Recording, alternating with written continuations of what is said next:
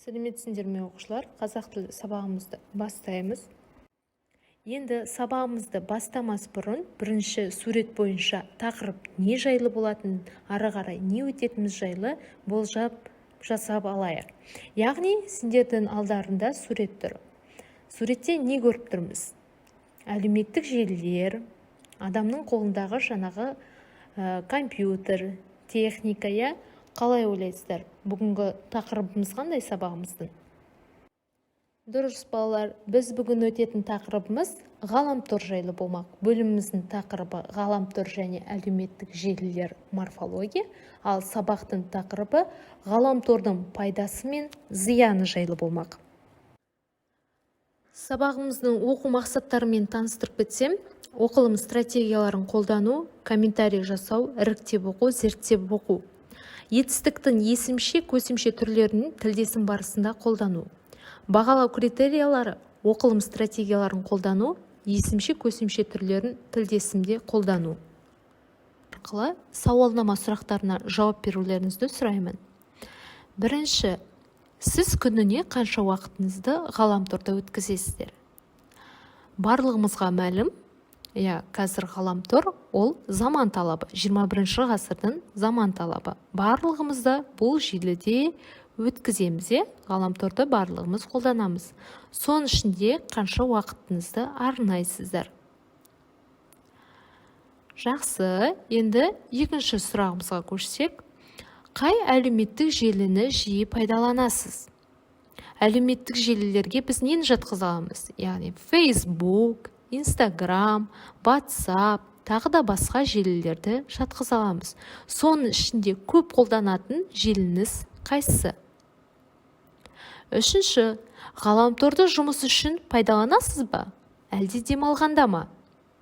Бұл жерде жұмыс дегенде, яғни өздеріңізге қажетті ақпараттарды алуға болады. Демалған кезде қызықты видеороликтер көруге болады, фильмдер қарауға болады. Осының ішінде қайсысын пайдаланасыздар?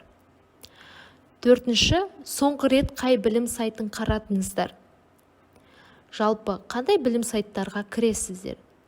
Соның ішінде соңғы қараған білім сайтыңыз. Бұған Білімленд, онлайн мектеп, Википедия барлығы да жатады. Оқушылар, енді қазір сіздерге бейне жазба көрсететін боламын. Соған назар салып тыңдап отырыңыздар. Соңында барлығымыз бірге талқылаймыз. Дана, не істеп отырсың? Ғаламторда отырмын. Ғаламторда уақытты көп өткізуге болмайды. Анам тек пайдалы ақпарат алу үшін ғана қосылу қажет деп айтып еді ғой. Иә, бірақ аз уақыт мультфильм қарауға да болады деген. Уақытты ғаламторда өткізгеннен гөрі далада таза ауада жаттығу жасап, денені сергіткен дұрыс деп ойлаймын. Неліктен ғаламторда отырып уақыт өткізуге болмайды? Адам уақытын өз денсаулығын күтуге, рухани жан дүниесін байытуға арнау керек. Уақытты босқа өткізу ең ауыр өкініш. Кейін өкініп қалуың мүмкін. Өйткені уақытты қайтару мүмкін емес.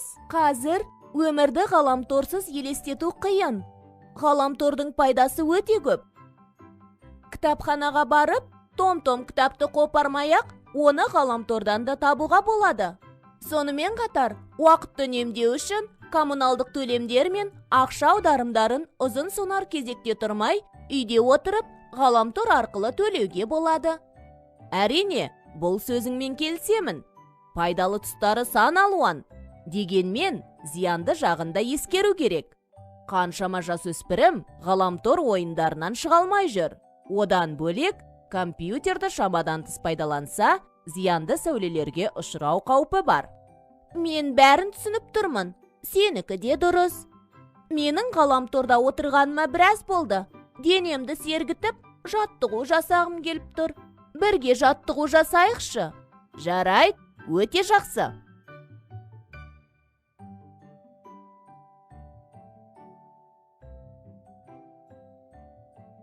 Жақсы болып қалдым. Алан, Сенің келгенің жақсы болды ғой. Әйтпегенде мен ғаламтордың қызығынан шыға алмай әлі отырушы едім.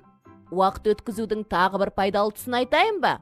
Енді үйге барып, анамызға түскі ас пісіруге көмектесейік. Иә, бұл ойың маған ұнап тұр. Кеттік. Жақсы, барлығымыз тамашалап болдық. Енді бейне жазбадан не түйдіңіздер? Не айтқысы келді? Бейне жазбаны тамашалап болсақ, енді келесі сіздерге бүгінгі ғаламтордың пайдасы мен зияны жайлы айтып кетсем. Қазір ғаламтордың әлеуеті асып тұр. Себебі ғаламтор пайда болғалы, кітап оқитындардың қарасы азайған сыңайлы. Алайда ғаламтор бұрыннан сусындап келген, кітаптың орнын баса алады ма? Бүгінгі күні кешегі бабаларымыздың шамның жарығымен кітап оқуы ескі заманның артта қалып, жаңа технологиялардың саны артып, ғылым күннен күнге даму үстінде. Соның бір парасы әлемді торлаған ғаламтор. Болашағы зор ғаламтордың пайда болғаннан бері халық кітап оқудан қалды деуге болады. Бұл ғаламтордың зиянды жақтары. Енді пайдасын оқып кетсек, қазіргі таңда аудио, бейне жазбалар, суреттер, әндер, оқулықтар, әдебиеттерді бір ғана ғаламтордан пайдалана аламыз. Қаншама қажеттіліктің бір жерде шоғырлануы халық үшін тиімді әрине. Ендеше ғаламтордың пайдасын да жоққа шығаруға болмайды. Сол арқылы біз басқа елдермен де байланысқа шығамыз. Көптеген деректерге қанығамыз және ғаламтор еліміздің, әлемнің түпкір-түпкіріне де орын алып жатқан оқиғаларды, жаңалықтарды тез жеткізуші. Ғаламторда том-том кітаптардың ықшамдалған нұсқасын оқуға мүмкіндік бар. Әрине, онысы уақыт үнемділігі үшін жақсы. Дегенмен, монитор алдында көсіліп отыра берсек, бас ауырып, көру қабілеті де нашарлайтыны анық. Енді бірінші тапсырмаға көшсек, бұл жерде ғаламтордың пайдасы мен зиянын, яғни екі бағанға жіктеп жазасыздар. Әдеби тіл нормалары. Көсемше. Бірде істеудің, бірде етістіктің қызметін атқаратын етістіктің түрін біз көсемше дейміз. Көсемше іс-әрекеттің жай-күйін білдіріп, істеудің қызметін атқарады. Жіктеліп немесе көмекші етістікпен тіркесіп, қимылды білдіріп, етістіктің қызметін атқарады. Үш жолмен жасалады. Жұрнақтары А, Е, И. Мысалға, барады, келеді. Түбірі бар, А бізде көсемшенің жұрнақтары. Екінші жолы ып, іп, п. Шығып, теріп.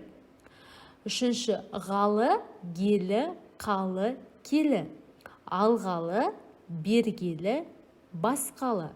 Яғни осындай жұрнақтармен жасалады. Барлығымызға түсінікті деп ойлаймын. Келесі екінші тапсырма көсемшеге байланысты болмақ. Көп нүктенің орнына тиісті көсемше жұрнақтарын қойып жазасыздар. Жарайсыздар оқушылар, тапсырманы аяқтап болсаңыздар, кері байланыс жасайық. Бүгінгі сабақтан алған әсерлеріңізді, ойларыңызды жүйелеп тұрып, қысқаша жауап жазсаңыздар. Осымен бүгінгі біздің сабағымыз өз мәресіне жетті. Назар қойып тыңдағандарыңызға көптен көп рахмет. Сау болыңыз.